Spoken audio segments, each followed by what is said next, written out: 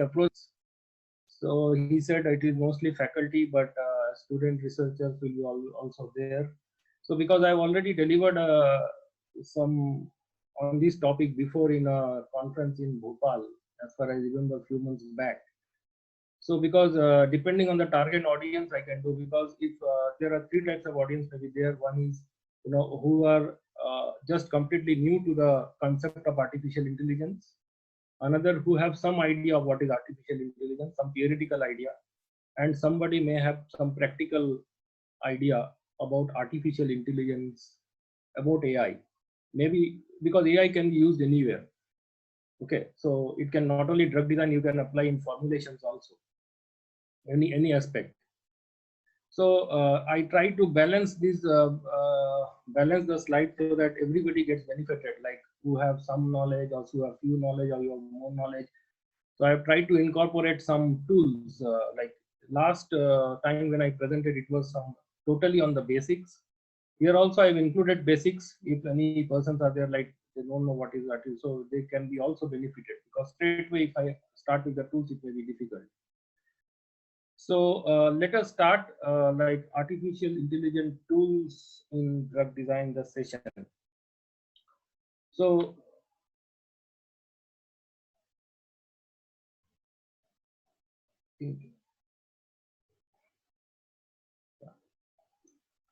artificial intelligence, the definition is very simple and understanding is also simple, I guess. Okay, it's artificial and intelligence. So the intelligence, whatever we have, we think in brain. Okay, whatever our mind works, that is incorporated into a system. Okay, as simple as that, if I say. So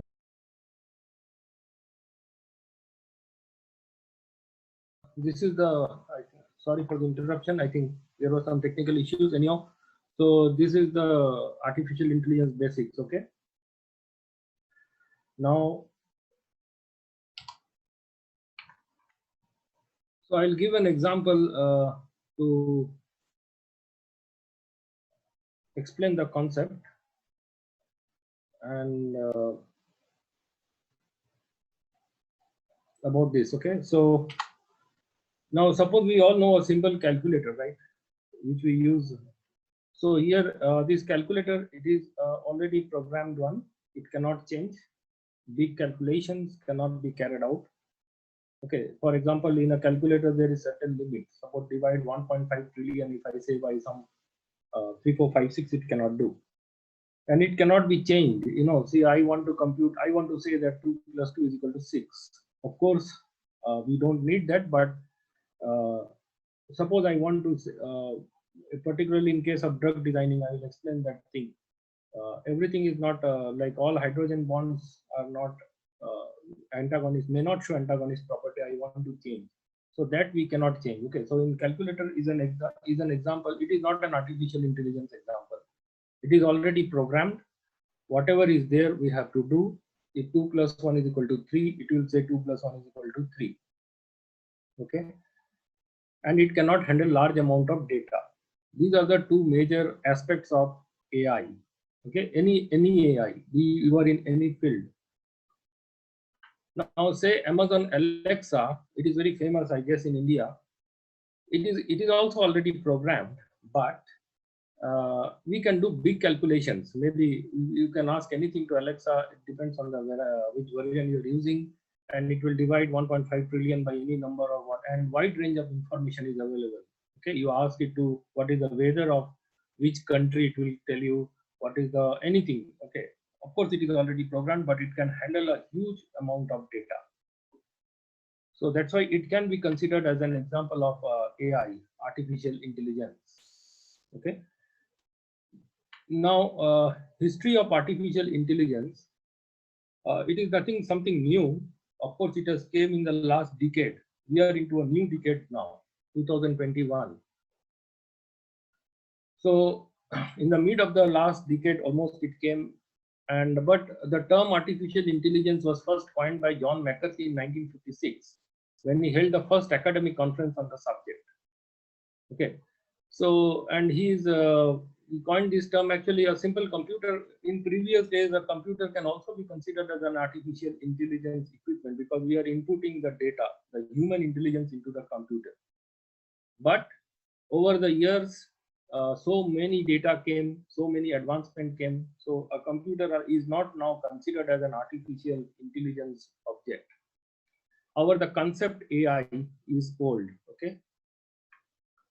Now, some terminologies are there. Maybe when you go through some papers or when you search AI in websites or PubMed or Google, wherever it is, you'll get artificial intelligence, machine learning, and deep learning. Okay. So AI, artificial intelligence, I think this diagram is quite clear to make understand anybody what is the difference between AI and ML and deep learning. So artificial machine learning is a type of AI, and again deep learning is a type of machine learning. Okay. So this artificial intelligence is a techniques which enables machines to mimic human behavior in simple language, and it is a subset. Machine learning is a subset of AI, okay, which uses statistical methods to enable machines to improve with experience. And deep learning, it is again a subset of ML, which makes the computation of multi-layer neural network feasible. So I think if I just these are some of the terminologies what I said. I will give an example particularly to explain the difference between machine learning and deep learning. Okay. Now suppose there is a torch, and the torch is programmed such that if we say the code is dark, so if we say the torch dark, it will switch on. Okay, this is a simple AI, or it may be. And now if we say the torch, we have to say, okay, it is not that if light is there automatically it will switch off, or if light is not there it will switch on. Okay, it's suppose the torch is programmed to identify human voice. Now say the artificial now if we say that the torch light is dim, the torch will not switch on. Okay, so that is because the torch is only trained to recognize human voice dark. If you say dark, the torch will switch on. So that is machine learning. If you say the torch light is dim, the torch will not switch on. Okay, that is what is machine learning. Now if we say, and the torch can identify anything, if we say the light is dim, or if we say to the torch light is not enough, okay, or anything which signifies the meaning of that there it is dark or it is less dark, the torch will switch on automatically. So that is known as deep learning. Okay, I hope it is clear between machine learning and deep learning. So it can identify anything, any relevant things which we are saying, and it can accordingly perform its action. So that is known as deep learning concept. Okay, so it is not as simple as I explained you all here. When we are doing it, it's a very tough job, particularly in drug design. Now coming, because the topic is drug design, just a basics, we all know there are basically three types of drug design. One is de novo drug design, that is the receptor active site we know, protein structure the left, and from that we generate which compounds can bind to it. Okay, so that is de novo drug design. Structure based drug design, that is docking, very famous. I think a lot of session has been done on docking in this seminar. I was just watching the YouTube videos. And then there is a ligand based drug design, that is QSAR. So it depends on the structure of the molecules which are there. Okay, and I hope this part is clear, so I'm not going much. I think the audiences are well aware of these three things, or the difference between these three things. Now docking, what is the major drawbacks of docking? We have been working through the docking thing. The docking was a very famous, like in the 2005, last to last decade we can say, or in fact up to mid of the last decade, or and it started, docking is, to be honest, it's an obsolete now. nobody uses in developed countries docking to that extent, because the prediction with which docking gives result, it is only 40 to 50% accuracy. Okay, so this docking is obsolete now basically. So what is the drawback? This I have taken an example from our own study, from my own PhD studies which I carried out in India. So we were working on a protein that is HSP90, heat shock protein 90, which is a very good target for the treatment of cancer. Now we had a molecule 1, you can all see, right? And the molecule, and docking is usually, it is given in terms of scores. Okay, docking score they give, it is a Siebel software. So here we got a score of 7.65. This particular molecule, you can say, see molecule 1. And the molecule 2, we got a score of 5.03. Okay, that means what the software want to convey is that this is 7.65. I mean, this is more potent in binding to HSP90, and this is less potent in binding to HSP90, molecule 2. But when we do the practical experimentation, it was found reverse in a horribly way reverse. I mean, see the IC50 it is 2.50, and here the IC50 it is actually in a nanomolar scale. Molecule 2, the docking score is only 5, and it's 0.0004. That means it comes in a nanomolar scale. Okay, we have published this paper in Bioorganic Chemistry also. So now these are the problems which we encounter. Okay, high docking score, less protein inhibition. Practical experimentation studies doesn't mimic docking. Of course, we have people may say, ask that whether we validated the docking or not. Yes, we validated. There are various ways of validation of docking studies. We validated it correctly from the existing compounds, and then we predicted the compound. Still, there were so many problems. Okay, so this score I have already written. What is the C, as far it is expressed as KD and all those things I have written. You can go through. Now this is a major drawbacks of docking. Even yesterday there was a journal club meeting in my institute. Day before yesterday. There also COVID-19. You know, nowadays you get so many things about COVID-19. Anybody, so you write, it will get published. So they have done some work on COVID-19. They predicted. But again, the prediction, when in our institute they were doing some studies, it was found to be just opposite what has been reported. So we were discussing that same issues. Okay. So then we decided that we, in my institute, there is we will go for artificial intelligence. That was the conclusion day before yesterday meeting. Okay. So next. Now, why this is what is the major reason for this drawback? Okay, now you see there are 2 OH groups. So extra OH, there are 4 OH groups. So docking, docking softwares are already programmed like a calculator. I told you 2 plus 1 is equal to 3. So if there are 4 groups, it will say, it will compute the score as say 4. Just it will sum up the score. In the second molecule, there are 2 OH and 1 COCH3. So of course, by default, it is showing the score as low, but always it is not necessary that all 4 OH groups is required for binding to the protein effectively.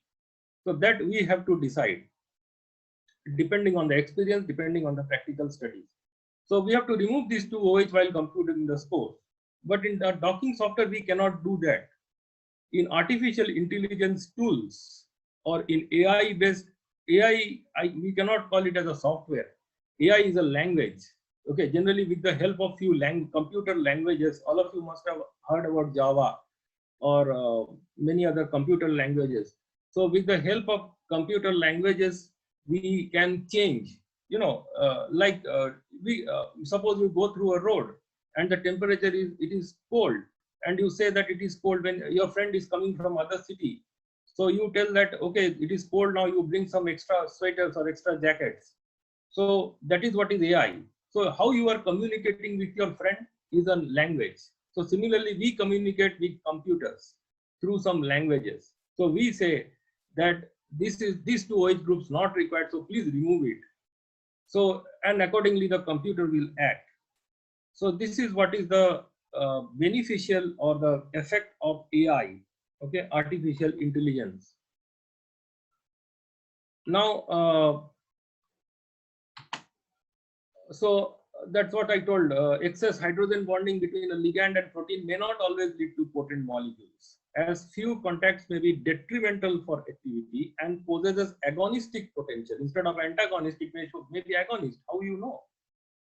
Okay, so softwares are pre-packaged, can't be changed according to our wish. For example, we checked the docking study of lactose. It was coming to be 9. So whether it will be, definitely a lactose will not inhibit HSP90. And in fact, we checked also just for our satisfaction. Of course, it was inactive. So this is, this is what I always say.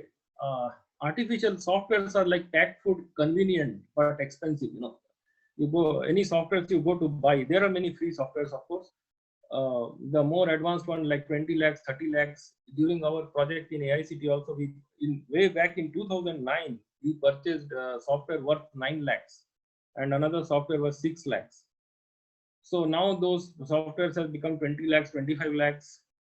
So it is really like, it's very costly, but it is easy. Like, everything it is very easy to learn software. Already the things are there. That's what I said. It's like a packed food. You just, you have to warm in a microwave and eat it. But artificial intelligence is like learning cooking. It's difficult. Yes, I agree. It's difficult, but you can prepare according to your own wish. You can, according to your own wish, you can make the protocol, what you say. I hope that is clear. Now, actually, research should guide software or whatever it is, but it is, research should be the guru and software should be the shishya. Actually, we should make our own software. Okay, that is sometimes making software is software. When you make it becomes a permanent one. Okay, so that's why when you're using a language and using through a computer normal system, then it happens that you can change it. So you will guide the software or you will guide the computer according to you. But it has been found to be reverse with docking particularly, where the whatever is in the software is guiding our research. If the software says 4OH is good for activity, we are synthesizing that molecule. Okay, but actually the 4OH is not important for activity. Okay, so now how to artificial intelligence in what to apply in drug design. So docking to compute scores by few hydrogen bonds, hydrophobic interactions, electrostatic interactions, etc. Okay, so you can go through this journal. I have included to fasten the process. That is parameters such as Q square, R square, A value, SD value, Pearson R. They have fastened the process. Okay, so this is a journal which is published from our institute, KIST, KIST, Korea. So you can just go through. You will have an idea how we have done docking and how we have done the QSAR. We have not used the term docking actually. How we have, it's similar to docking and how we have done the thing. And this is another journal which I have taken, like de novo drug designing. I'll be explaining the things which we do in the next slide. Okay, these I'll be explaining in the next slides. And next thing, there is a 3-type de novo drug designing. This is a paper again, not from our institute, somewhere else. That is predicted structural activities from the receptor. So encoder will, encode the information. Whatever the information the binding site of protein has, it will be encoded in a language form.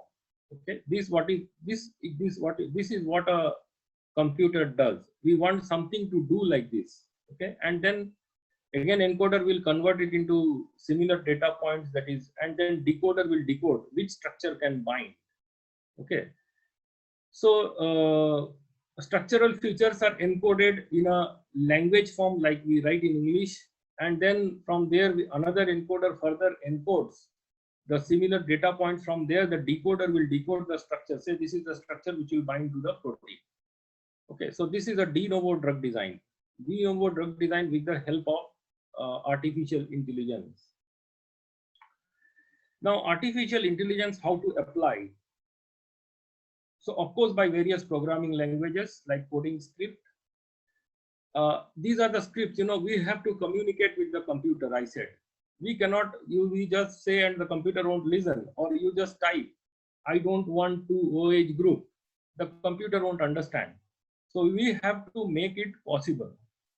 So these are some of the ways we do it. Like this is a Perl software, ENS. These are some of the scripts we called, or like, these are, you may consider it as a word. Suppose you speak to a Korean, you have to speak Korean. If you speak to a Spanish people, you have to speak Spanish. So similarly, when you are speaking to a computer, you have to speak in terms of computer language.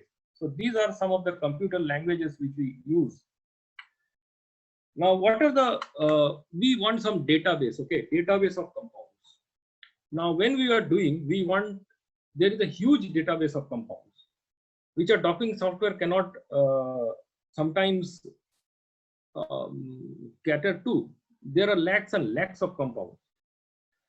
So in that case, we face the same difficulty when I was working in India, in Hyderabad. So, we used to run the docking, we did virtual screening, and it used to run for 3 days, 4 days, 1 week to get a result. A software cannot handle, that much data in a very small amount of time. Of course, we had 16 GB RAM computer. It was not a computer, it was a workstation, a big one. Still, it used to take so much time. So these are some of the databases. If anybody is interested to check their compounds, to check their what are the which compounds may act, or you want so you can take Maybridge is there, Chem division is there. There are many. This is the third one is our KIST. We have a natural product resources of 33,000 molecules. So this is freely available. One can go through and check which are the natural products. These natural products which are available in our institute. Okay, so you can just go through it, and then we need affinity data of compounds. Okay, generally we do it from Binding DB. Binding DB is a site where you can find the affinity data of compounds, and then check your own compounds. Sometimes you may get in maybe Chem division also, but generally we take the most potent. You need to validate. So we take the compounds from Binding DB. So here we take the potency of the compounds in terms of binding affinity to their target, in terms of their activity in killing cancer cells or bacterial cells or whatever activity they are meant for. Now these are the prerequisites. Programming language, we can use Python, which is extensively used. I will give you some example of Python now, how we use it. Okay, Perl programming is there. What I told you, these are computer languages. Okay, you can install these programs in your computer. You can type, these are free. TensorFlow, Keras, R programming. Generally, these are the things we use. And these are in case of drug designing. Okay, these are the database for drug designing I told. And then SMILE is the format, simplified molecular input line entry system. Now, in case of chemistry, the chemical structures, if you give to Python, it cannot analyze or it cannot understand. So they are generally converted into some sort of SMILE's form. I will show you the example. And that allows the user to represent a chemical structure in a way that can be used by the computer. So generally, this Chemin is online service for analyzing and clustering small molecules. So, if you use Python, R language, and Chemin, usually you can do whatever we are doing, the docking and QSAR. So usually we use some different terms, like, we don't use the sometimes like matching, similarity matching we call. Okay, similarity matching studies, ensemble we call it. So they are just a version of docking. Okay, it may not be exactly docking, so they are a version of docking. And QSAR, of course, we do accuracy score we determine. In Python, there is a, like R square, there is an accuracy score. Then Perl plus R language plus Chemin, same docking QSAR. De novo drug design can be carried out with Keras and TensorFlow, that encoder and decoder example which I gave you. So it depends on one's requirement. So this is particularly with respect to drug designing part. Now this is an see how it looks. We have been just started working on Python language. Now see, this is a Campbell website is there, where you, if you just type, okay, you just type anti-cancer. I think I have typed anti-cancer. I have just taken a maybe a hands-on experience for next time will be a good one. But you should have the basics before, then only we can give a hands-on experience on Python and all. So this Campbell, it has got 3,854 documents, and that is basically there are 3,854 structures. Just if we type anti-cancer. Now these structures say you want to analyze and find out like what drug repurposing. I think Dr. Karthikeyan was in the last lecture in somewhere in Bhopal, he discussed drug repurposing. So this is the major strategy which is going on for COVID-19, including in my institute also here in Korea. So there, whatever the available drugs we try to test. Okay, so now there are so many available drugs and so many available molecules, say. So this Campbell is another tool you can use for getting the information. So here you have to download the documents, and then in a CSV file, you see CSV is coming, and then you can, we have now, next thing is we have to import it to the computer, not software. Okay, for artificial intelligence, there is no requirement of spending money in buying anything. These are all free. That is the best part. Okay, you can just go and like Python, say you can go and download Python. You can Python requires some platform. You can go with Anaconda, or there is some Jupyter. You can download these platforms. So these things you have to understand. Like I'm saying, Anaconda and Jupyter, you just you have to understand these basics first. Then only we can, if you know these few basics, maybe we can go for hands-on training. So these are the import. So these are the I have given just an example. Above, import necessary, like import pandas as PD. So these are the some of the form in which we convey the information in Python from Campbell. So Campbell, we have saved the file. Now I have saved the file as anticancer.csv. Okay. Now that file should be read by the Python. So we have to write like this: data is equal to pd.reads_csv anti-cancer. So these are some of the language. Like, you know, I speak Korean. If I speak in Telugu, so same thing. I am speaking to the Python in this language. For Perl, I have shown some other languages. So you have to say, Python, please take this compound and generate an R square, and we take a value. So whatever you say, he will do. But this line, whatever you say, the Python will do. It's very difficult. It's a simple line, but it takes a lot of time to learn. Maybe for a computer engineer also, it may be a bit easy, but for a pharmacy background people, it takes a bit of time to learn these languages. So it will these will be taken. Okay, so so this is an example of Python language which I am currently working on with a Indian company actually, and we are planning to implement that in pharmacy.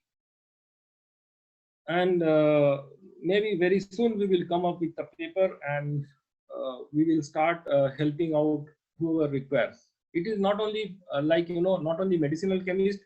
I think many formulation background people are here. We can also use this Python for formulation aspect, to design formulations. We can do anything actually. It's not restricted to chemistry, mind it, because I am a medicinal chemistry background. I am giving an example of medicinal chemistry. So now see, this is the Jupyter notebook. Python, anybody can, I will suggest you to use Python because it is the easiest one. You can go to Jupyter notebook and download this in net. You can study, and this is the smile format you can see at the down. So this, or the right side of the column you see. So this is this language the computer will accept. I mean the Python accepts structure in this form, C, C, C, O, C at the complete right side. I hope it is clear, or down here. So this needs to be converted. Okay, this is the Python platform what I am showing you right now. Okay, pd.set option, these are the languages.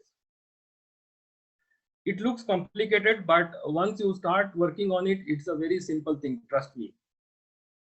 Now activity prediction. Now suppose I say something which is having more than 10,000 nanomolar. Now computer cannot, for example, Python do not takes nm. If you type nm, it will not accept. So these are if float. So these are some of the ways of, like, you know, I told you, like Spanish, like Korean. So this is a computer language. If float is more than 1000, then I will call it inactive. So you just give this command. You have to give this command. If it is less than 1000, it is active, and or else it is intermediate. So active, inactive, it more than 10,000 nanomolar is inactive compound, less than 1000 is active compound, and it is intermediate. Now these data you can get from the databases which I have given. Okay, from there you can get an idea, and then you can predict your compounds. Or you can take the existing compounds and predict its activity for some other targets. Just give this command and it will compute in seconds. If you have a 5G speed, or even if you have a 2G speed, it will maybe taking a 30 seconds. You will get the value in 30 seconds, the results, whether your compound is active, inactive, or intermediate. So that is the beauty of this. And if you want to change something, this is the last stage. Suppose I told you hydrogen bond. These hydrogen, if a molecule is showing these hydrogen bonds, remove it. So you can give that data to the system. So that is known as, again, deep learning. Okay, that we are still working on. This is a simple machine learning. I have explained you machine learning and deep learning before, right? So anything deep learning is we are working on. So that is again difficult part, but slowly we will do it. So these things already I think I have told before, that where and how to learn artificial intelligence. So self-learning is the best thing. Self-application and online courses are there in EDX, IIT Bombay, Coursera, Swayam, Udemy, and if you can get a certified with 50 to 100 US dollar, and I think Swayam, IIT Bombay is 1000 if you need certificate. But these are the basics. You know, you can like, you know, you want to write a novel in Korea, or you want to write a scientific literature in Korean language. So first you should know the language. Irrespective of what you do, you can do anything. Okay, like for example, with Korean language, you can write a story, you can write a scientific story, you can write history, you can write geography. So similarly, with artificial intelligence, basically programming language, you can do medicinal chemistry, you can do formulation, you can whatever, any prediction you can do. It may be any sort of prediction. Okay, it may be weather prediction, it may be climatic changes, anything. It may be stock exchange prediction. So so first will be to learn the basics, my suggestions, and then you can try to implement it in your own field. That's what I am doing. So these are some of the important courses I've already mentioned. And so what is the advantage? I think it is, sorry. Yeah. So it is cost effective. First thing, you know, last time there was a meet of our, so one scientist was saying, no money, no research. Okay. So I think everybody agrees to that, right? Without money, you cannot do anything. And it includes to research also. So it is cost effective. You don't require any money.